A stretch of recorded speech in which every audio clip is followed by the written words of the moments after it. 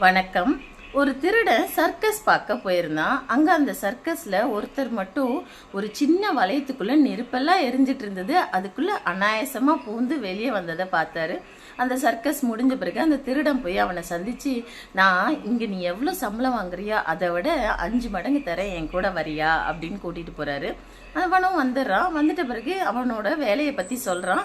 அதாவது இந்த வீட்டோட இந்த சின்ன துவாரத்துக்குள்ள போய் பூந்து உள்ள இருக்க பொருள் எல்லாம் திருடிட்டு வா அப்படின்னு சொல்றான். உடனே திருடன் வந்து, என்னால் இதுக்குள்ளே போக முடியாது அப்படின்னு சொல்கிறான். இல்லையே, நீ சர்க்கஸ் கூடாரத்தில் இதை விட சின்ன ஓட்டையில் தானே போயிட்டு வந்த அப்படின்னு சொன்னோன்னே, இல்லைங்க, அங்கே எல்லாரும் என்னை உற்சாகப்படுத்துவாங்க, கைத்தட்டி அந்த உற்சாகத்திலே உள்ளே போயிட்டு வரேன்.